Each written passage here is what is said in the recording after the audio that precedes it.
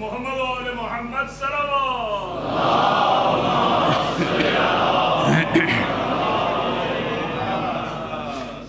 اعوذ باللہ من الشیطان الرجیم. بسم اللہ الرحمن الرحیم.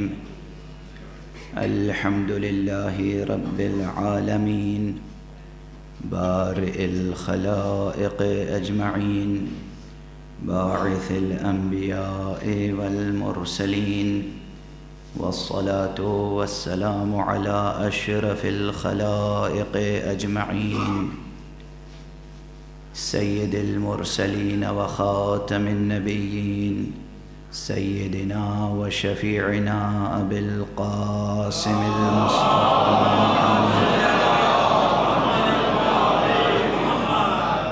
وعلى اہل بیتہ الطیبین الطاہرین الہداة المہدیین المعصومین المظلومین واللعنة الدائمة على أعداء الدين أجمعين. أما بعد فقد قال الله تعالى عز اسمه في محكم كتابه ومتقن خطابه.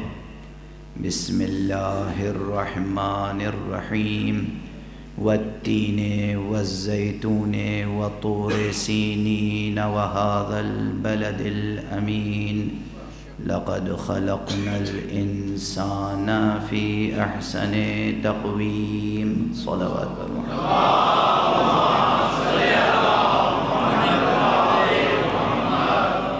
ایک مرتبہ اور بلند تر صلوات.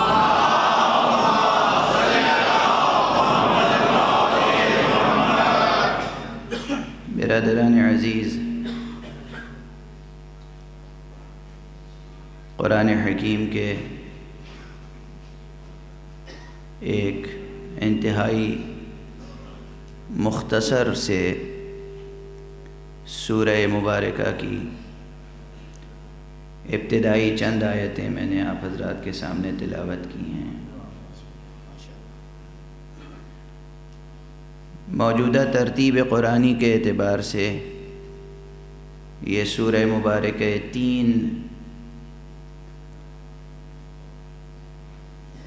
95 نمبر پر ہے. قرآن مجید میں کل 114 سوریں ہیں اور اس سورہ مبارکہ میں کل 8 آیتیں ہیں. چھوٹی چھوٹی آیتیں مگر کیا غضب کی آیتیں ہیں، کیا قیامت کی آیتیں ہیں. سورے کا موضوع بھی بہت اہم ہے اور سورے کا مضمون بھی بہت اہم ہے. لاہور اردو زبان و ادب کا مرکز رہا ہے، تو مجھے یہ توقع نہیں ہے کہ آپ موضوع اور مضمون کے فرق سے واقف نہیں ہوں گے. موضوع الگ ایک چیز ہے، مضمون الگ ایک چیز ہے. قرآن حکیم میں بار بار عرض کرتا رہا ہوں کہ پورے قرآن مجید کا ایک موضوع ہے. اب تو یہ جملہ یاد ہو گیا ہوگا نا سب کو. پورے قرآن مجید کا ایک موضوع ہے اور وہ ہے توحید. ایک ہی موضوع ہے. کوئی پوچھے بھائی قرآن کا موضوع کیا ہے؟ توحید، حقیقت توحید. لیکن حیات اور کائنات کے جتنے مسائل ہیں وہ سب قرآن مجید نے اسی ایک بنیاد پر تفسیر بھی کیے ہیں اور ان کے حل بھی پیش کیے ہیں. اب اس میں مضامین سینکڑوں نہیں، ہزاروں نہیں، کروڑوں مضامین ہیں. اتنے مضامین ہیں کہ قرآن مجید کے مضامین کا احصاء نہیں ہو سکتا. اب ایک جملہ عرض کروں، ایک موضوع رکھتے ہوئے انگنت مضامین کا سمو دینا کسی ایک کام میں، کسی ایک کتاب میں، یہ اسی ہستی کا کام ہو سکتا تھا جو تنہا ایک واحد و احد و فرد و صمد و یکتا و یگانہ و وتر ہوتے ہوئے ایسی کائنات سجا سکے جس کی کثرتوں کی کوئی انتہا نہیں ہے۔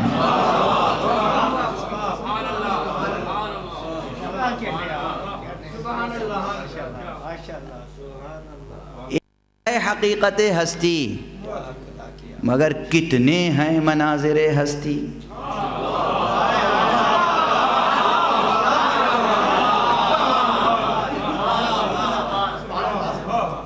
ایک ہے حقیقت ہستی، مگر کتنے ہیں مناظر ہستی۔ یہ وحدت در کثرت اور کثرت در وحدت، اسے تو صوفیاء کرام نے بہت پیش کیا ہے، اولیاء اللہ نے بہت پیش کیا ہے، شعراء ادباء نے بھی پیش کیا ہے، مگر تفسیر، مقام تفسیر پر شاید یہ اس طالب علم کی پہلی جرأت ہے جو اس طرف متوجہ کر رہا ہے کہ وحدت در کثرت اور کثرت در وحدت دیکھنا ہو تو قرآن دیکھ لیجئے، چاہے تو کائنات دیکھ لیجئے، چاہے تو قرآن دیکھ لیجئے۔ کچھ عرض کر رہا ہوں، چاہے تو کائنات دیکھ لیجئے، چاہے تو قرآن دیکھ لیجئے، چاہے تو حبیب کبریا کی ذات دیکھ لیجئے۔ خدا کی قسم یہ قرآن مجید حقیقت محمدیہ کی صورت کتبی ہے۔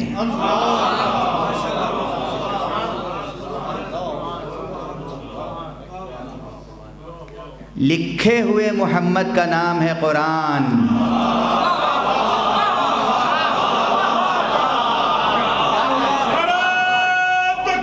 بولتے ہوئے قرآن کا نام ہے محمد۔ صلوات پڑھ دیں محمد والے۔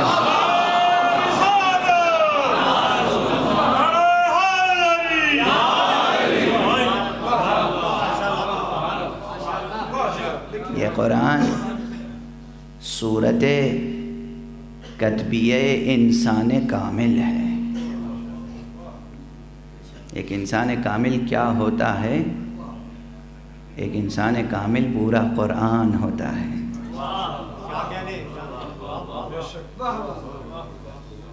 چھوٹے چھوٹے جملے ہیں، یاد رکھیے گا۔ ایک انسان کامل کیا ہوتا ہے؟ ایک انسان کامل قرآن ہوتا ہے۔ محمد قرآن ہے، اور صرف محمد قرآن نہیں ہے، انسان کامل کی فہرست ہے ہمارے پاس۔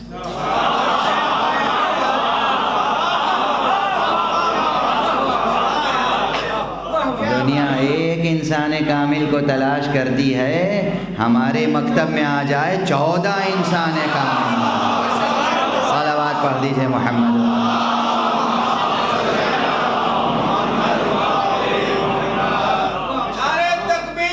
جو عورت کو انسان ہی نہیں سمجھتے تھے،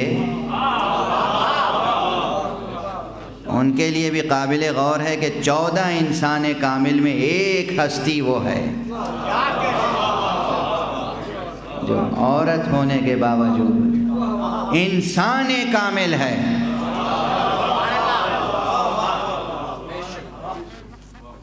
انسان کامل۔ آپ تعجب نہ کیجئے گا، آج اس موضوع کو چھیڑوں گا نہیں، بس جملہ آ گیا تو عرض کر دیا کہ ابھی تک بعض ایسے مکاتب فکر ہیں کہ جو عورت کو انسان نہیں مانتے، اور ماضی میں تو بہت تھے جو عورت کو انسان ہی نہیں مانتے تھے، عورت کو اپنے استعمال کی ایک چیز سمجھتے تھے، ایک کموڈیٹی سمجھتے تھے۔ عورت انسان کامل ہے، عورت انسان ہے، اور عورتوں میں بھی انسان کامل ہے۔ فاطمہ زہرا صلوات اللہ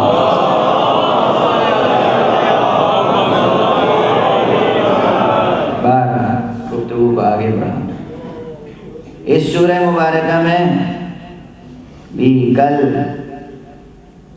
اپنے برادر ارجمند سہیل رضوی صاحب کے مودت کدے پر جو مجلس تھی، اس میں نے جس سورے کا انتخاب کیا تھا، اگرچہ اس پر پوری گفتگو نہیں ہو پائی، قطعاً نہیں ہو پائی، وہ سورہ بھی قسموں سے شروع ہوتا ہے۔ والشمس وضحاها والقمر اذا تلاها والنهار اذا جلاها والليل اذا يغشاها والسماء وما بناها والارض وما طحاها ونفس وما سواها۔ 11 قسموں کے بعد ارشاد الہی ہے فألهمها فجورها وتقواها قد افلح من زکاها وقد خاب من دساها۔ نفس انسانی کی بات چھیڑ لی گئی، اور یعنی 11 قسموں کے بعد نفس انسانی کا تذکرہ خود نفس انسانی کی عظمت کو ظاہر کرتا ہے۔ اور اس سورے میں دیکھیں والتین والزیتون والطور سینین وہذا البلد الامین، 4 بڑی قسمیں، والتین قسم ہے، والزیتون قسم ہے، وطور سینین قسم ہے، وہذا البلد الامین قسم ہے۔ اس کے بعد کس کا ذکر ہے؟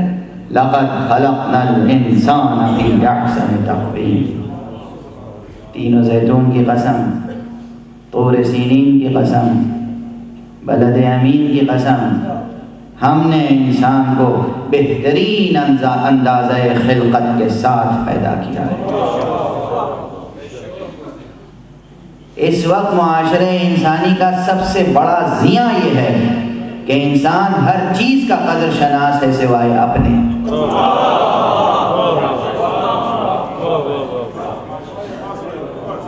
کائنات کی ہر چیز اختیار کرنا چاہتا ہے، اپنے کو بکھیر کر سمجھتا، مغالطہ فکری یہ ہے، سمجھتا ہے کہ وہ اپنی ذات کے لیے کچھ کر رہا ہے، لیکن وہ جو کچھ کر رہا ہے وہ غیروں کے لیے کر رہا ہے، اپنی ذات کے لیے کچھ کر ہی نہیں پا رہا ہے۔ جدید معاشی حالات نے، جدید معاشرتی حالات نے، جدید تہذیبی حالات نے انسان کو اس طرح بنا دیا ہے مشین کا پرزا کہ وہ 24 گھنٹے کام کرتا ہے مگر دوسروں کے لیے، اپنے لیے کام نہیں کر پاتا۔ بہت بڑا عالمیہ ہے، اسے سوچیں، اسے سمجھیں۔ جوانوں کے لیے بطور خاص سوچنے کی بات ہے۔ آپ دوڑ دھوپ کر رہے ہیں، 16 گھنٹے لڑکے نوجوان کال سینٹرز میں بیٹھ کر ڈیوٹی دے رہے ہیں، نفسیاتی مریض ہوئے جا رہے ہیں۔ کس کے لیے کر رہے ہیں؟ غور فرمائیں۔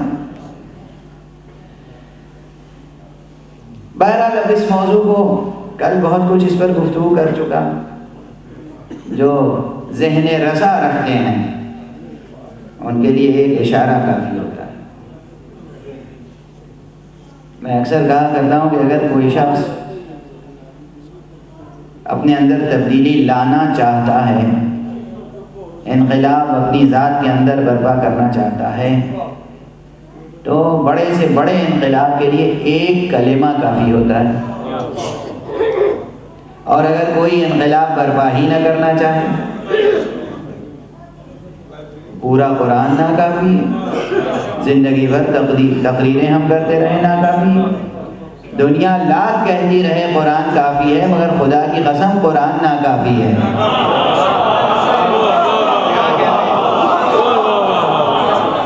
آخر موجود ہے قرآن، مگر ملت اسلامیہ میں زندگی کے آثار کیوں نہیں ہیں، ارتقاء کے آثار کیوں نہیں ہیں؟ بہرحال میں اس موضوع پر آج گفتگو نہیں کروں گا، اگرچہ یہ موضوع بھی قرار دیا جا سکتا ہے، چونکہ قرآن مجید کے اس سورہ مبارکہ کا اگرچہ موضوع تو ہے قیامت اور آخرت، مگر قیامت اور آخرت کے موضوع کو قرآن مجید نے اس سورے میں جس طرح پیش کیا ہے، اس پر مضمون جو ہے وہ مضمون عظمت وجود انسانی کا ہے۔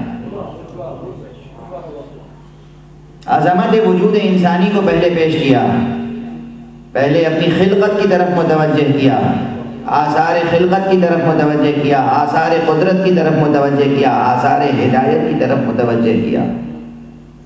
یہ چار قسمیں قیامت کی قسمیں، والتین، بظاہر تین اور زیتون دو پھل ہیں، دو میوے ہیں درختوں کے، انجیر اور زیتون دو میوے ہیں، مگر مراد ان سے کیا ہے؟ وطور سینین ایک پہاڑ کا ذکر ہے، بلد الامین ایک شہر کا ذکر ہے نا؟ پوری کائنات کو گویا خداوند عالم نے تین علامتوں میں پیش کر دیا۔ پہاڑ جمادات کی علامت، تین و زیتون نباتات کی علامت، بلد امین انسانی معاشرے کی علامت، ایک بھرا پورا آباد شہر۔ تو گویا پورے کائنات کی قسم کھا لی۔ یہ ایک رخ ہے۔ دوسرا رخ یہ ہے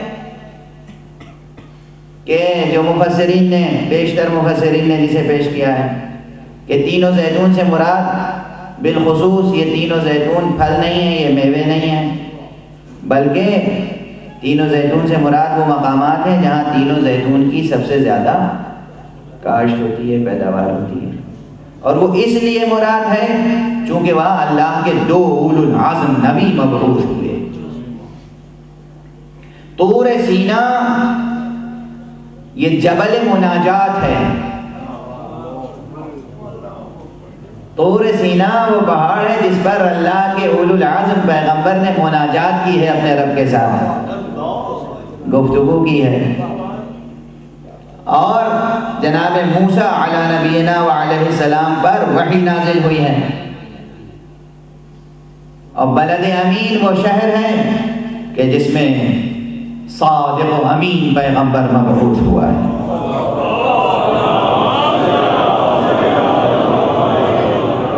گویا کہ تمام حاملین شریعت اپنے اولو العزم انبیاء اور ان کے آثار و مقامات کی قسم کھا کر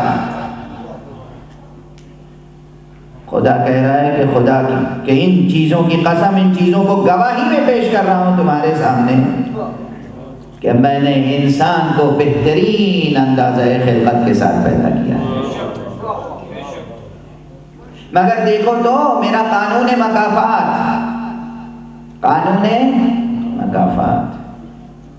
لقد خلقنا الانسان فی احسن تقویم ثم رددناہ اسفل سافلین۔ ہم نے بہترین تقویم پر انسان کو خلق کیا اور اس کے بعد پست ترین منزل پہ اس کو پہنچا دیا۔ کہنے کا مقصد کیا ہے؟ ثم رددناہ اسفل سافلین الا الذین آمنوا وعملوا الصالحات فلهم اجر غیر ممنون فما يكذبك بعد بالدین الیس اللہ باحکم الحاکمین۔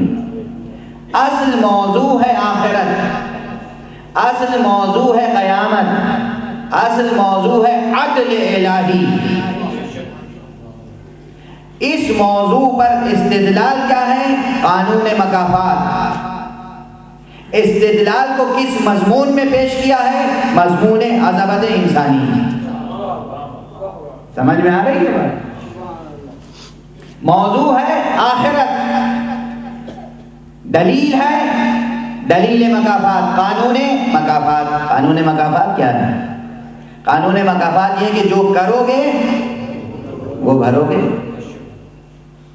یہ جو کرو گے وہ بھرو گے ہی کو اس انداز سے پیش کیا ہے کہ دیکھو ہم نے تم کو پیدا تو کیا بہترین منزل تخلیق پر، مگر تمہارے اعمال اگر اچھے نہیں ہیں تو یہ نہ سمجھو کہ ہم اس بات کا خیال کریں گے کہ ہم نے کیا پیدا کیا تھا، کیسا پیدا کیا تھا۔ ہم نے جس مقام پر تمہیں پیدا کیا تھا اگر تم خود اس مقام کی حفاظت نہیں کرو گے تو ہم پسترین درجے تک پہنچا دیں گے۔ یہ تھوڑی کہ کوئی قاہرانہ نظام ہے کہ ثم رددناہ اسفل سافلین، ہم نے وہ بلندی پہ پیدا کیا اور پستی پہ پہنچا دیا،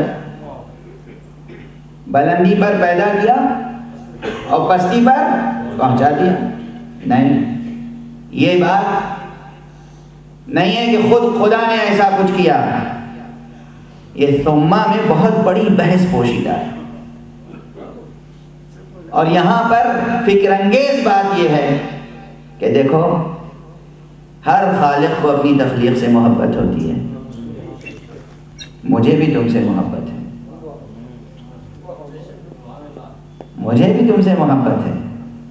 میں نے تمہیں بہترین اندازہ تخلیق پر، بہترین سانچہ وجود میں، وجود کے بہترین سانچے میں تمہیں پیدا کیا، لیکن اس کے باوجود ثم رددناہ اسفل سافلین، ہم نے تمہیں پسترین منزل پہ پھینک دیا۔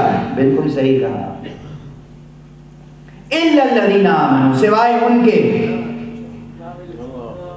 کہ جو ایمان لانے والے ہیں، وعملوا الصالحات، اور اچھے کام کرنے والے ہیں، ان کے لیے کیا ہے؟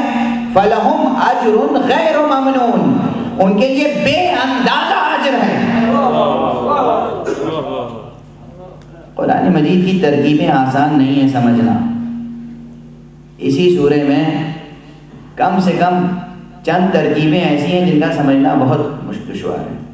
پہلی ترکیب احسن تقویب کی ہے، اس کا سمجھنا کیا آسان ہے، ترجمہ آسان ہے، میں نے کر دیا بہترین اندازہ تخلیق۔ میں کیا حق ادا ہو گیا، مفہوم ادا ہو گیا، مضمون ادا ہو گیا؟ ادا نہیں ہوا۔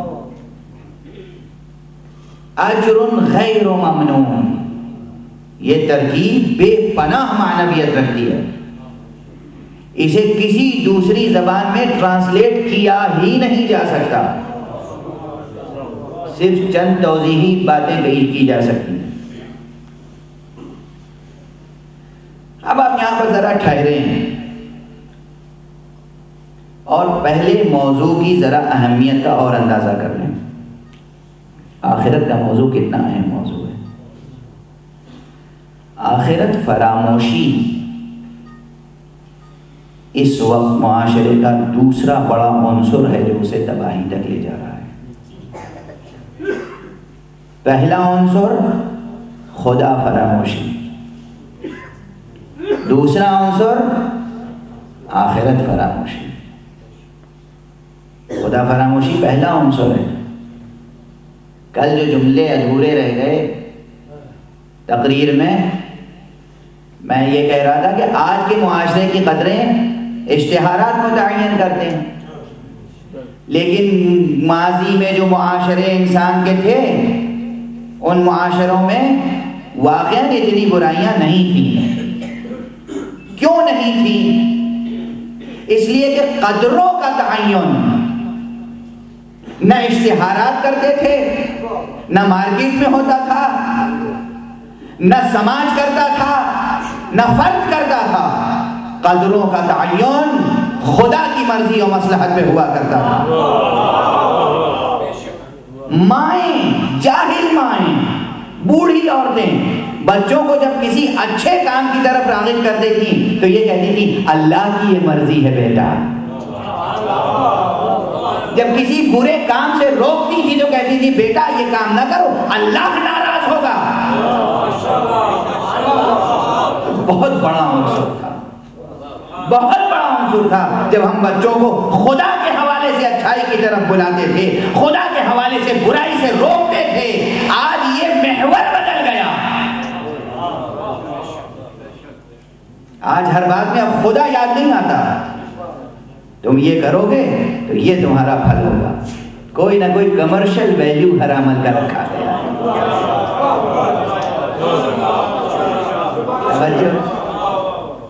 کیریئر بنے گا بیٹا، مکتب جاؤ گے کیریئر بنے گا، کیریئر ہے خدا نہیں آئے۔ تو ماں کی نصیحت میں بھی تاثیر کہاں سے پیدا ہوگی؟ تاثیر تو دینے والا وہ ہے، تاثیر تو خدا دیتا ہے کلام میں۔ بھئی کتنے شعر کہتے ہیں، کتنے استاد گزرے ہیں دنیا میں، مگر غالب کے کلام میں تاثیر ہے، میر کے کلام میں تاثیر ہے، انیس کے کلام میں تاثیر ہے، دبیر کے کلام میں تاثیر ہے۔ کیوں تاثیر ہے؟ 200 برس گزر گئے ہیں دبیر اور انیس کو، اب بھی ان کا ایک مصرع پڑھا جاتا ہے۔ ہزاروں بار کا سنا ہوا مرثیہ پھر چھیڑ کے دیکھیے، یہ کہاں سے ہے جو تاثیر تازہ بتازہ کلام میں موجود ہے؟ خالق کلام مر گیا مگر تاثیر عطا کرنے والا زندہ ہے۔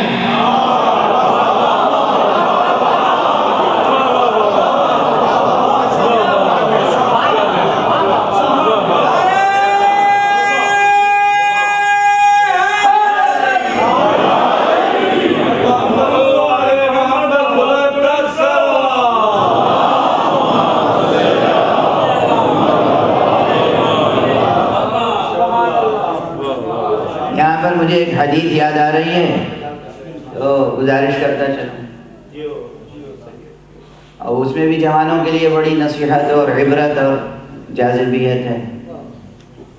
جوان کیا چاہتے ہیں، کیا نہیں چاہتے؟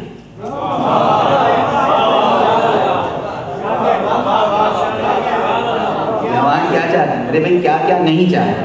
دولت چاہیے، عزت چاہیے، آبرو چاہیے، عظمت چاہیے، شہرت چاہیے، سب چاہیے۔ بات چھوٹی چھوٹی چیزوں کا ذکر نہیں کر رہا ہوں،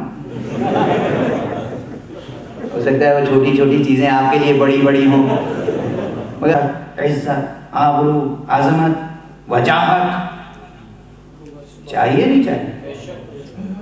حضور فرماتے ہیں کہ ان اللہ سبحانہ وتعالی یقسم الثناء کما یقسم الرزق، اللہ اسی طرح انسان کو حسن ثنا اور اچھی شہرت عطا فرماتا ہے جس طرح وہ رزق عطا فرماتا ہے۔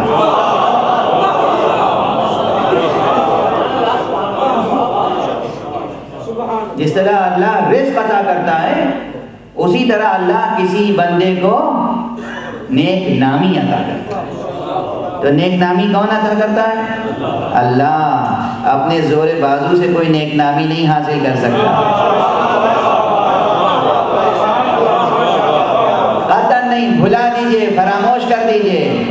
نیک نامی صرف ایک بلندر صلوات پڑھ دیجئے محمد۔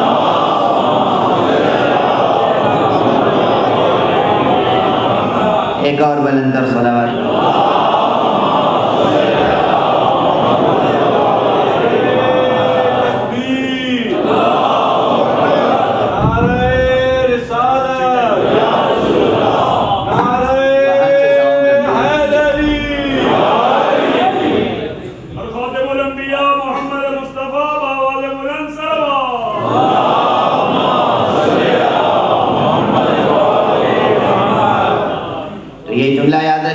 میرا جملہ نہیں، حضور پاک صلی اللہ علیہ وسلم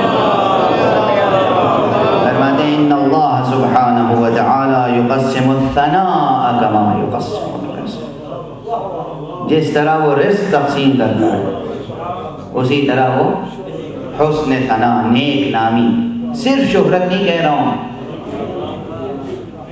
نیک نامی خدا عطا کرتا ہے۔ اور ہمارا حدیث دوبارہ جس طرح خدا نے ایک نامی عطا کرتا ہے اسی طرح خدا تاثیر دیتا ہے کلام میں۔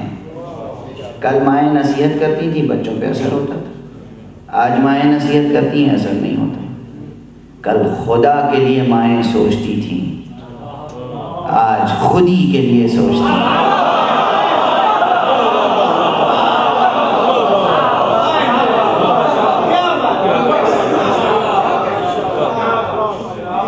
مجھے معلوم ہے بارش کے باوجود بہت دور سے خواتین بھی آئی ہیں، سن رہی ہیں، تو وہ سنیں، پوچھتی ہیں مولانا بچے کو نصیحت کرتی ہوں اثر نہیں ہوتا، میں کہتی ہوں پڑھ لے۔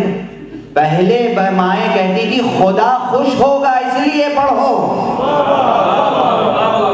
اب مائیں کہتی ہیں کہ پڑھو تاکہ کیریئر بن جائے. کیریئر کوئی چیز نہیں ہے جو تاثیر دے سکے کلام میں. یہ خدا ہے جو کلام میں تاثیر عطا کرتا ہے.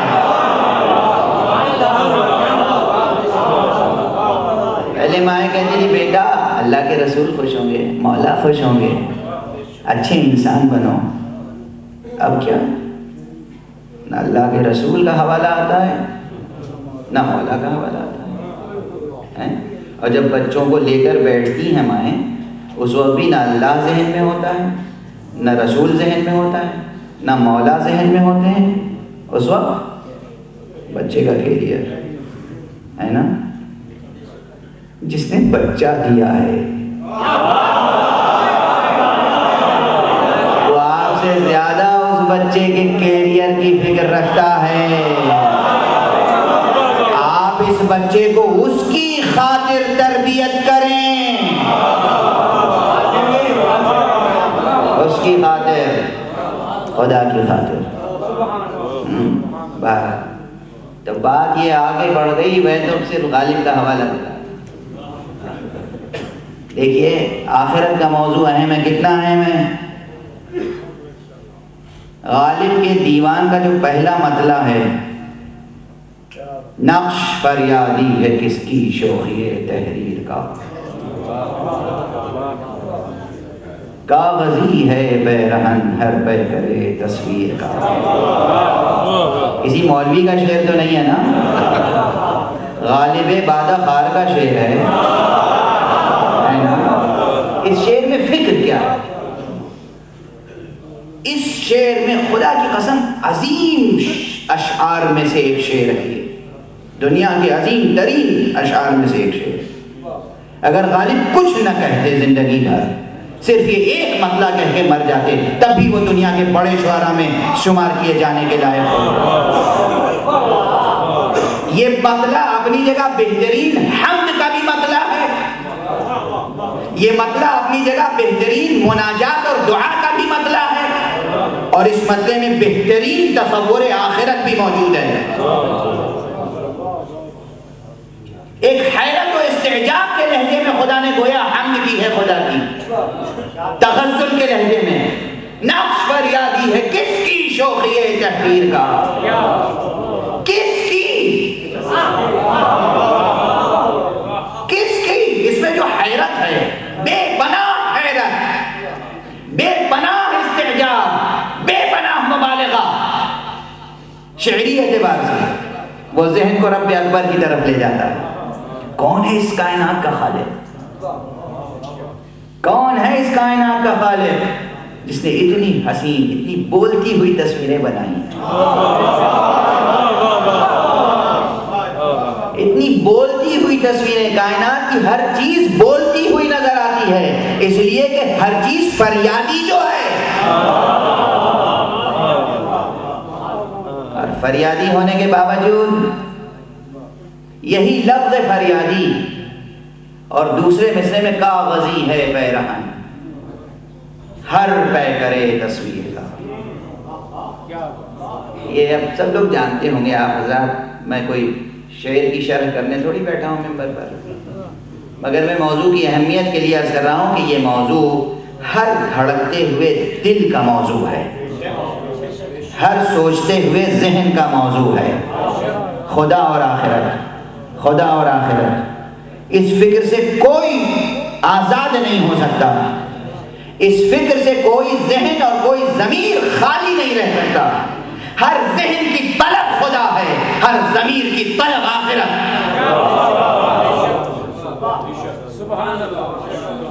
غور فرما رہے ہیں آپ؟ کاغذی پیرہن کہتے ہیں اس کو, کہتے تھے ایک رسم تھی ایران میں, فارس میں, کہ جو دادخواہ ہوتا تھا, مستغیث ہوتا تھا, استغاثہ لے کے جاتا تھا, جو اپنی فریاد لے کے جاتا تھا مقدمہ حاکم کے سامنے, وہ کاغذی لباس پہن کے جاتا تھا تاکہ دیکھ کے معلوم ہو کہ یہ ستم رسیدہ ہے, مظلوم ہے, اس کی فریاد سننا ہے. وہ ایک علامت تھی.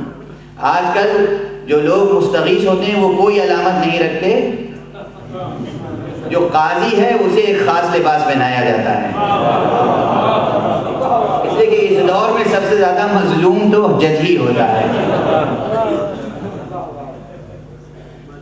یا جو وکلا ہیں وہ ایک خاص لباس پہنتے ہیں، لیکن جو مستغیث ہے بیچارہ اس کا کوئی مخصوص لباس نہیں ہے۔ بہرحال تو وہ فریادی جو ہے ایک لباس پہن کے جاتا تھا، یہ فریادی کا تصور، داد خواہی کا تصور، عدل و انصاف کی طلب، یہ ہر ذہن و ضمیر میں موجود ہے۔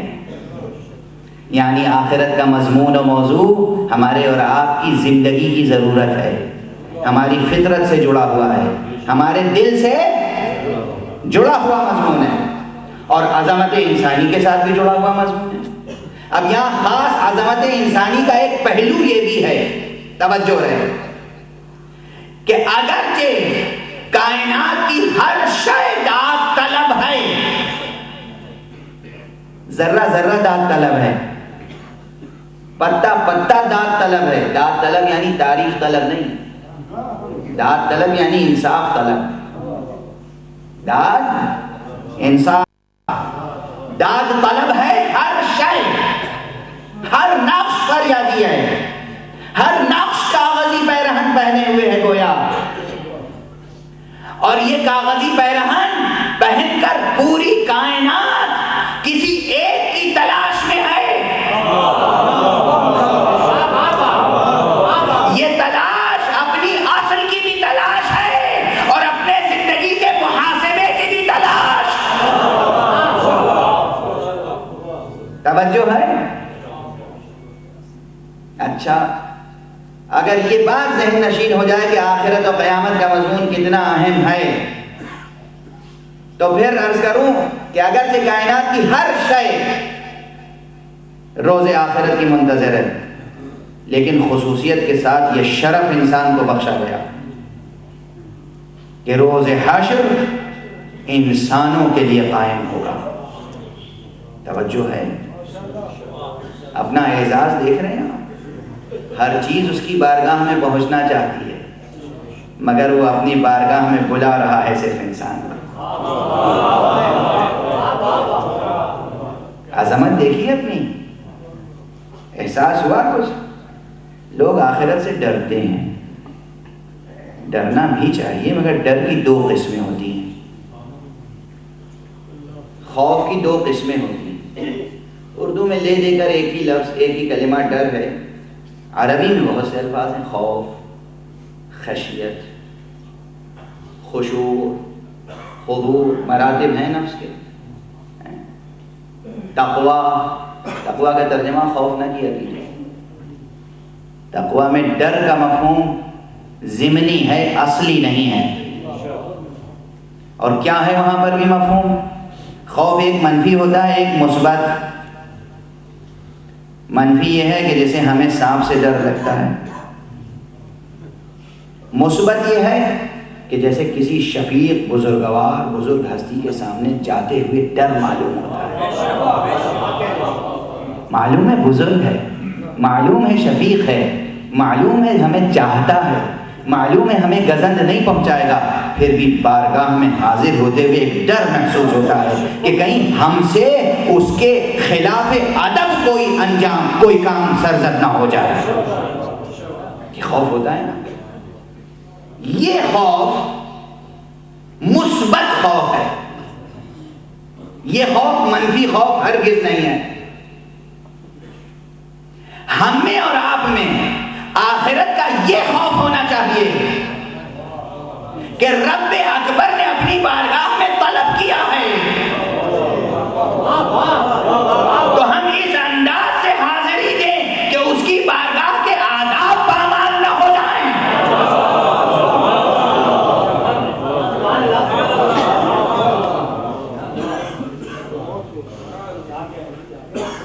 اور عرض کروں، گناہوں سے بھی ڈرنا چاہیے، اس میں کوئی شک نہیں، گناہوں سے ڈرنا چاہیے، خوف کرنا چاہیے، مگر رحمت سے مایوس نہیں ہونا چاہیے، رحمت سے۔ اسی لیے میں نے کئی برس ہوئے اب وہ سارا مضمون تو کچھ اور تھا، اس وقت ذہن میں نہیں ہے کہ کیا میں نے پڑھا تھا.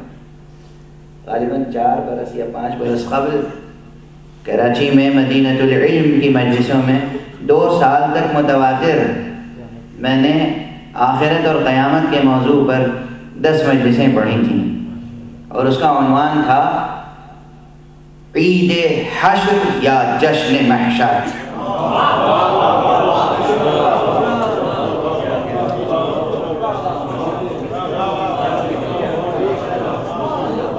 اگر آپ کی ذہانتیں بیدار ہیں تو ان 2 ترکیبوں میں بہت کچھ کہہ دیا ہے میں نے. آخرت کے تصور سے روئیں وہ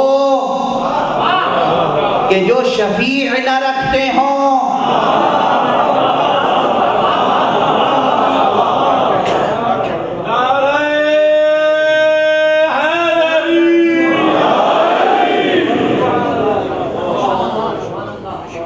آپ شفیع رکھتے ہیں، اور اس لیے ایک مومن کی شان جو ہوتی ہے، مومن کی شان. ہاں دیکھیے ایک حدیث اور مجھے یاد آ گئی، وہ خاص میرے لیے ہے اس وقت، لیکن بتا دیتا ہوں. وہ ذہن میں بار بار، میرے ذہن میں بار بار دستک ہلکا لفظ ہے،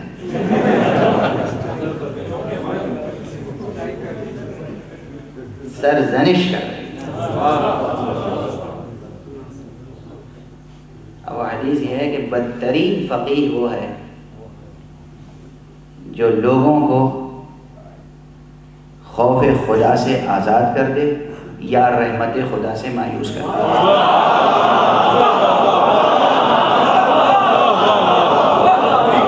اب بتائیے مشکل ہے کہ نہیں؟ نہ ہم خوف خدا سے آزاد کر سکتے ہیں، نہ رحمت خدا سے مایوس کر سکتے ہیں. اور مانے میری مشکل سمجھ رہے ہیں آپ؟ میں کسی بڑے سے بڑے گناہگار کو، گناہوں میں ڈوبا ہوا انسان، سر سے پیر تک گناہوں میں ڈوبا ہوا انسان، روئے زمین پر جتنے ریت کے ذرے ہیں انہیں کوئی گن نہیں سکتا. اگر اتنے بھی گناہ کوئی کر چکا ہو تب بھی میرے اندر یہ ہمت نہیں ہے اور مجھے یہ اجازت نہیں ہے کہ میں اسے رحمت خدا سے مایوس کر دوں.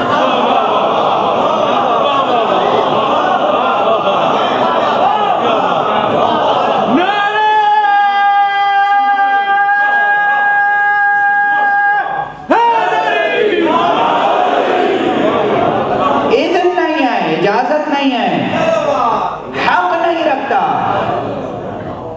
ایک بلندر صلوات پڑھیے محمد.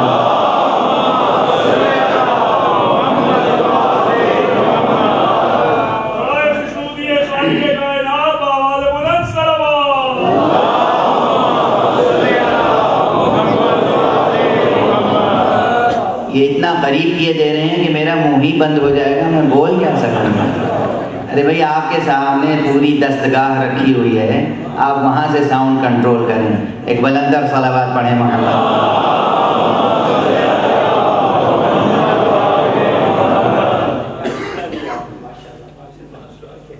مجھے حق نہیں ہے کہ میں کسی گنہگار کو مایوس کروں، رحمت خدا سے مایوس، اور وہ بھی اس رحمت خدا سے، اس خدا کی رحمت سے جس نے مصطفیٰ، مرتضیٰ، زہرا، حسن و حسین جیسے شفاعت کرنے والے عطا کیے.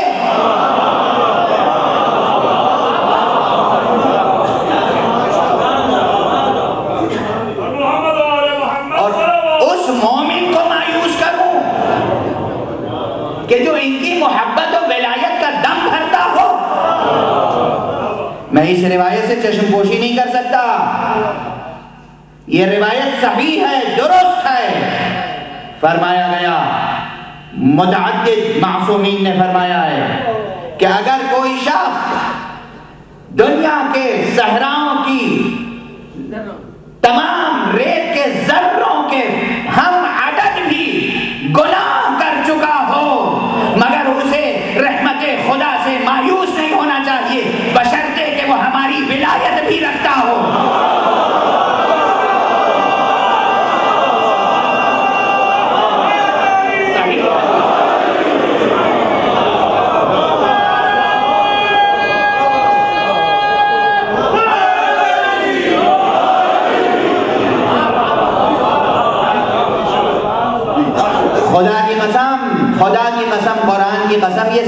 حدیث ہے. چھوٹے موٹے محدثوں سے نہ پوچھیے گا, یہ حدیث پوچھیے گا جا کے امام بخاری سے.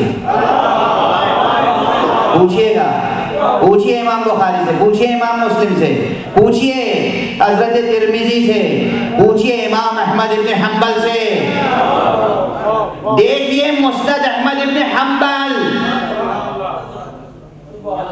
دیکھیے کنز العمال, دیکھیے مستدرک صحیحین, المستدرک علی الصحیحین حضرت امام حاکم نیشابوری. ان بڑے بڑے اماموں سے پوچھیے گا کہ یہ کہا گیا ہے یا نہیں, اور ہمارے علماء سے بھی پوچھیے گا. کلینی سے پوچھیے, صدوق سے پوچھیے, علامہ مجلسی سے پوچھیے, علامہ حر عاملی سے پوچھیے. پوچھیے, وہ کہیں گے صحیح حدیث معصوم نے فرمایا تم نے اگر ریت کے ذروں کے برابر بھی گناہ کیا ہے اور ہماری ولایت رکھتے ہو تو نجات سے مایوس نہ ہونا, رحمت خدا سے مایوس نہ ہونا.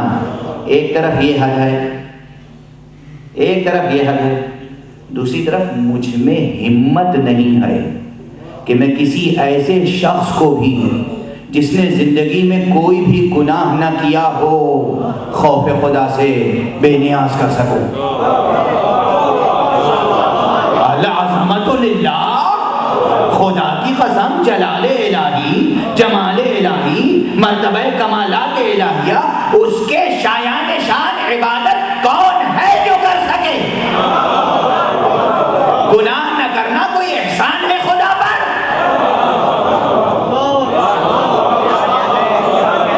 کون ہے جو شایان شان معبود برحق ایک سجدہ ادا کر سکے؟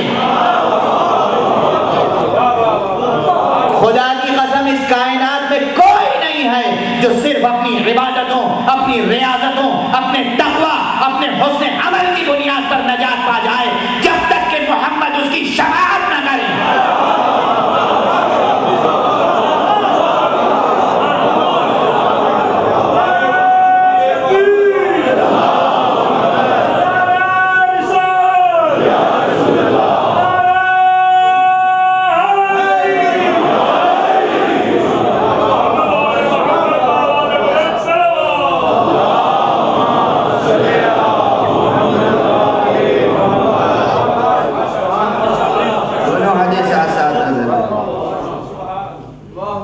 کسی کو بے خوف ہونے کا حق نہیں, خدا کے شایان شان. ہاں, جنہوں نے سجدہ کیا وہ کچھ اور ہستیاں. ضبط کیجئے گا, میں ایک ایسے شاعر کا شعر اس وقت بے اختیار یاد آ گیا ذہن میں, حضرت نذیر بنارسی. یہ ہندوستان کے تقریباً نیشنل پوئٹ کی حیثیت بھی رکھتے تھے ایک عرصے تک, اور غزل اور نظم کے بہت مشہور شاعر تھے, عوامی شاعر تھے, اور سواد اعظم سے تعلق رکھتے تھے, حضرات اہل سنت سے تعلق رکھتے تھے. مگر کیا منقبت سرکار سید الشہداء میں شعر کہا ہے, ضبط کیجیے گا اور سن لیجیے گا. فرماتے ہیں کہ تہے شمشیر سجدہ اور اتنا معتبر سجدہ.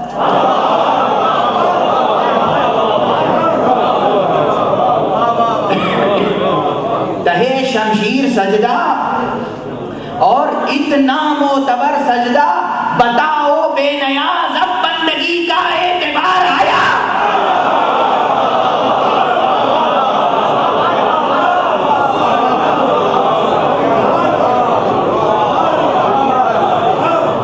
بتاؤ بے نیاز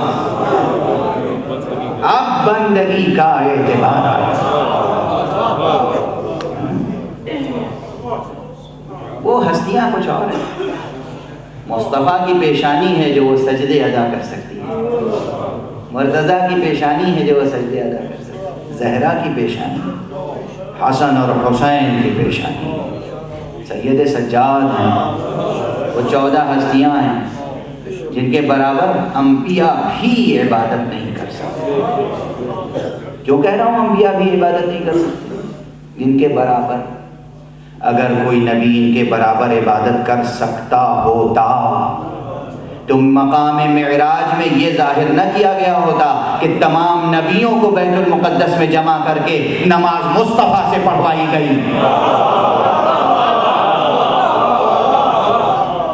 یہ علامت ہے حفظ مراتب، حفظ مراتب۔ مصطفیٰ کی ذات کچھ اور ہے۔ ہاں میرا ارادہ ہے معراج کے سلسلے میں کچھ بیانات بعد میں کروں گا اسی لاہور میں اس سفر میں انشاءاللہ، لیکن اس وقت پتہ نہیں کیوں تیزی سے گزرتا جا رہا ہے اور بات تیزی سے آگے نہیں بڑھ رہی۔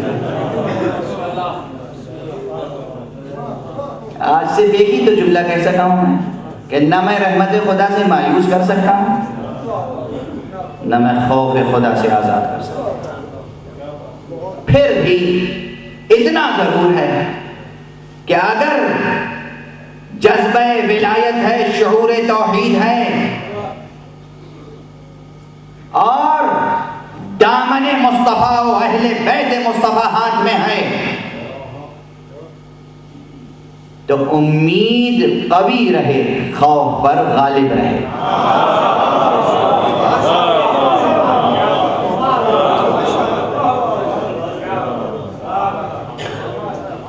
ایک سرشاری رہے اور حشر کو عید حشر سمجھیں۔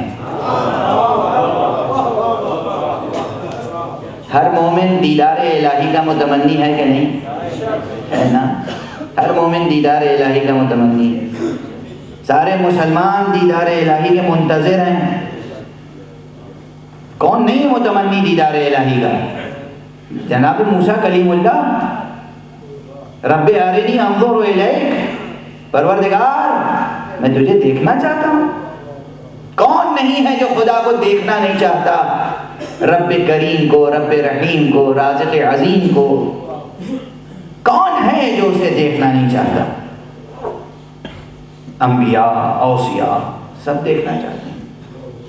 بس اب ایک جملہ اپنی طرف سے کہہ دوں، ساری خلقت وہ ہے جو اس کو دیکھنے کی متمنی، لیکن کچھ ہستیاں ایسی بھی ہیں جنہیں دیکھنے کا وہ متمنی ہے۔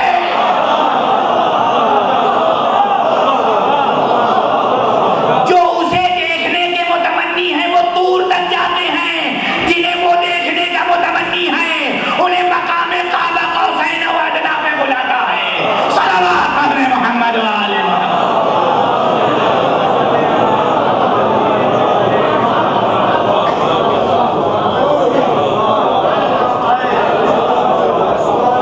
ٹھہر کے جملہ کہہ رہا ہوں مگر سنبھل کے کہہ رہا ہوں، سمجھ کے یاد رکھیے گا۔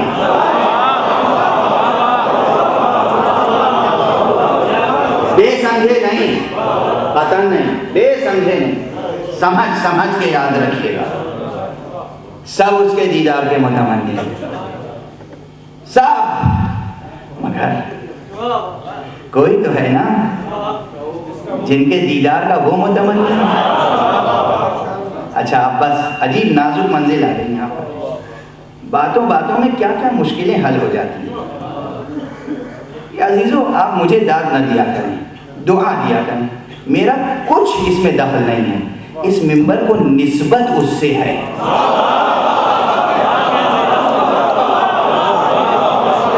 جو باتوں میں مسئلہ حل کر دیتا تھا،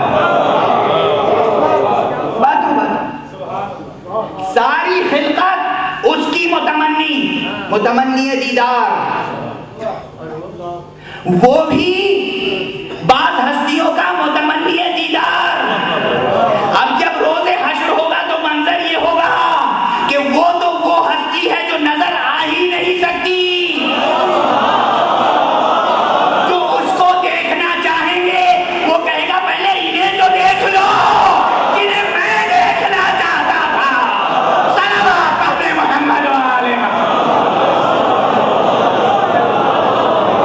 نعرہ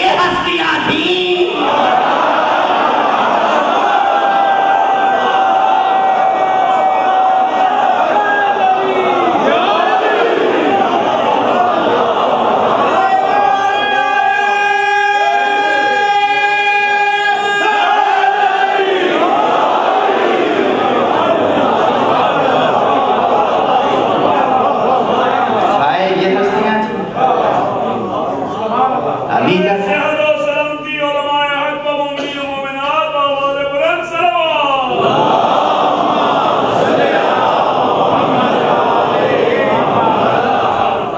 ابھی تک ان کی حقیقت آشکار کہاں ہوئی ہے؟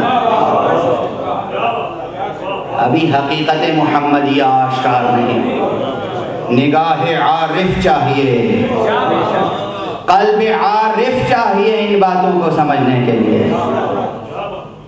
زہد و تقویٰ و تقشف ظاہری نہیں، قلب عارف چاہیے، قلب عاشق چاہیے ان حقیقتوں کو سمجھنے کے لیے. اور پھر وہ نگاہ باطن چاہیے جو حقیقت محمدیہ کو سمجھ سکے، جو حقیقت مرتضویہ کو سمجھ سکے، جو حقیقت فاطمیہ کو سمجھ سکے. حقیقت سید الشہداء بھی وہاں سامنے آئے گی. سارے مسلمانوں کا ایمان ہے نا؟ کیا ایمان ہے؟ کیا یقین ہے؟ شفاعت محمد کریں گے، یہ ایمان ہے. اچھا، اور محمد کیا فرماتے ہیں؟ میرے بیٹے حسین نے وہ قربانی پیش کی ہے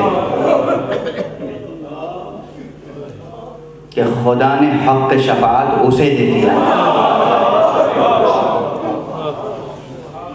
خدا کی قسم، بس گفتگو آج یہیں روک رہا ہوں. یہ رسول کا ارشاد ہے.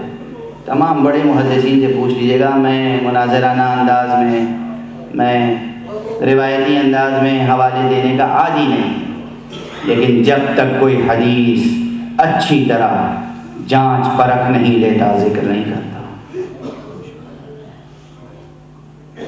پوچھنے والوں نے پوچھا ہے سرکار سے،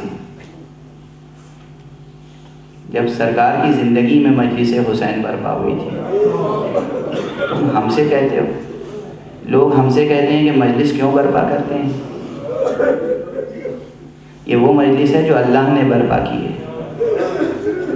پہلا ذاکر حسین اللہ ہے اور ملائکہ سننے والے تھے. اس کے بعد دوسرا ذاکر حسین محمد مصطفیٰ ہے. اہل بیت سننے والے تھے، اصحاب سننے والے تھے. حسین کی شہادت کی خبر دیتے جاتے تھے، دونوں آنکھوں سے آنسو بہتے جاتے تھے. حدیثوں کو دیکھیں. لوگوں نے پوچھا آخر یا رسول اللہ یہ مصیبتیں حسین پہ کیوں پڑیں گی؟ کا ایک رتبہ ہے، ایک مرتبہ ہے جس کو حسین نہیں پا سکتے جب تک کہ یہ قربانیاں نہ دیں. کہا وہ کون سا رتبہ ہے؟ کہا وہ حق شفاعت ہے. وہ حق شفاعت. یہاں پر آ کر ایک جملہ سمجھیں. حق شفاعت اصلاً کس کا ہے؟ مصطفیٰ کا. قربانی کے ذریعے کس کو مل گیا؟ حسین کو. اسی لیے تو مصطفیٰ نے کہا تھا حسین منی وانا من حسین. حسین مجھ سے ہے، میں حسین سے. اس ایک چھوٹی سی حدیث کے کتنے پہلو ہیں خدا کی قسم، کتنے پہلو. حسین منی وانا من حسین کی کتنی معنویتیں ہیں. ایک پورا عشرہ پڑھا جائے تب بھی اس چھوٹے سے ارشاد پیغمبر کی تفسیر کا حق شاید ادا نہ ہو پائے. حسین منی وانا من حسین. لیکن بس آج آخرت کا تذکرہ چھڑا ہے، کل کچھ اور عرض کروں گا. اب آپ کی آنکھوں سے آنسو ابل رہے ہیں، میں دیکھ رہا ہوں. آپ صبر و ضبط کا پہرا لگا رہے ہیں، مگر یہ آنکھیں ملی ہی ہیں حسین پر رونے کے لیے. خدا کی قسم ہمارے چہرے پہ یہ آنکھیں صرف حسین پہ گریہ کرنے کے لیے. ہم جب حسین پہ گریہ کرتے ہیں تو ان آنکھوں کا نور بڑھتا ہے. فرق ہے دونوں گریے میں. یوسف پر گریہ کرنے سے آنکھوں کا نور زائل ہو گیا تھا، کہ حسین پر گریہ ہے جو آنکھوں کا نور بڑھاتا ہے، جو حقیقتوں کو دکھاتا ہے. حقیقت توحید، حقیقت نبوت، حقیقت آخرت، حقیقت دین، حقیقت عصمت، حقیقت تقوی. کتنی حقیقتیں، حقیقت شریعت، حقیقت شفاعت، حقیقت ولایت، یہ سب ہمیں نظر آتی ہے جب ہماری آنکھیں اشک عزا سے دھل جاتی ہیں۔ خدا آپ کو ہمیشہ غم حسین میں اشک بار رکھے۔ بس چند جملے کافی ہوتے ہیں آپ کو حق ہے قیامت تک گریہ کرنے کا، اس لیے کہ جن ہستیوں کو حسین پر گریہ کرنا تھا ان کے گریے پر پابندی عائد کر دی گئی۔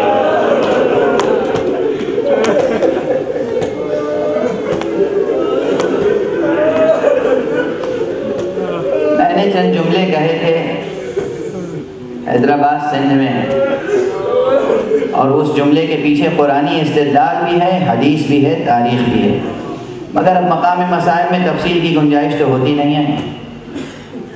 دنیا عزاداری پہ پابندی لگانا چاہتی ہے، مختلف طریقوں سے عزاداری کو مٹانا چاہتی ہے، اس انسٹیٹیوشن کو ختم کر دینا چاہتی ہے کہ کب تک رو گے، کب تک ماتم کرو گے، کب تک گریہ کرو گے۔ خدا کے واسطے دنیا یہ بات سمجھ لے، اگر ہم نے رونا بند کر دیا تو آسمان خون کے آنسوؤں سے روئے گا۔ اگر ہم نے رونا بند کر دیا تو زمین خون اگلنے لگے گی۔ اگر ہم نے ماتم کرنا چھوڑ دیا درخت کی شاخیں ماتم کریں گی، وحوش و طیور ماتم کریں گے۔ اس لیے کہ یہ کب ہوا تھا؟ حسین کا غم آج بھی تازہ ہے، حسین کا لہو آج بھی تازہ ہے، خشک نہیں ہوا ہے حسین کا لہو۔ مگر آج آسمان کیوں نہیں روتا؟ اس لیے کہ رونے والے موجود ہیں۔ علامہ جلال الدین سیوطی کی تفسیر اٹھا کر دیکھیے، اس تفسیر میں لکھا ہوا ہے شہادت حسین کے بعد آسمان خون کے آنسوؤں سے رویا۔ کیوں رویا؟ اس لیے کہ جنہیں رونا تھا ان پر پابندی لگا دی گئی تھی۔ زینب کو رونے کا حق نہیں تھا، ام کلثوم کو رونے کا حق نہیں دیا گیا۔ ارے 4 سال کی بچی، وہ بھی اگر باپ کو یاد کر کے روتی تھی تو تازیانوں سے اذیت دی جاتی تھی۔ اجرکم علی اللہ۔ بس گفتگو کو تمام کر رہا ہوں۔ قافلہ ان دنوں کہاں ہوگا؟ سن 61 ہجری کے ماہ محرم و سفر کا کیجئے، قافلہ شام میں ہے، شام میں دمشق میں ہے۔ دمشق میں کہاں ہے؟ زندان میں ہے۔ یہ الفاظ کس کا قافلہ زندان میں ہے؟ آل رسول کا قافلہ۔ کس کا قافلہ زندان میں ہے؟ اہل بیت اطہار کا قافلہ۔ زینب زندانی ہے، سید سجاد زندانی ہے، اور زندان بھی کیسا کہ جہاں دن کی دھوپ اور رات کی اوس۔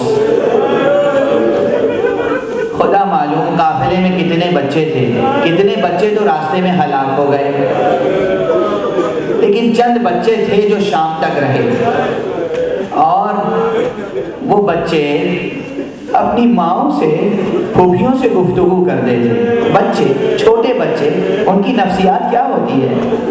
چھوٹے بچے راستہ چلتے، ایک نہیں کئی راویوں نے سنی ہے یہ باتیں کہ کوئی چھوٹی سی بچی سر شام پوچھتی ہے، پھوپھی اماں یہ پرندے کہاں جا رہے ہیں؟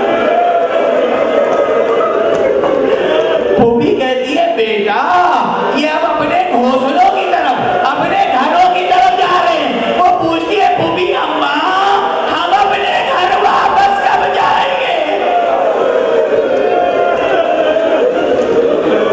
انا للہ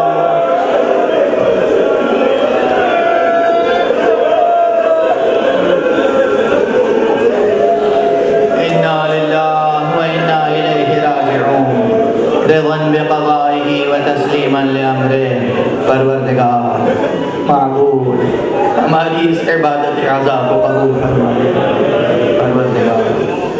جتنے حاضرین ہیں ان کے گناہوں کو بخش دے۔ معبود ہم سب کو دامان ولایت سے متمسک رکھ۔ پروردگار ہم سب کو شفاعت حسین روزی فرما۔ معبود پروردگار ملت اسلامیہ کو تہذیب محمد و آل محمد کے سانچے میں ڈال دے۔ پروردگار عالم انسانیت بے چین ہے، کرا رہا ہے، فرزند زہرا کو اذن ظہور عطا فرما اور ان کے ہاتھوں سے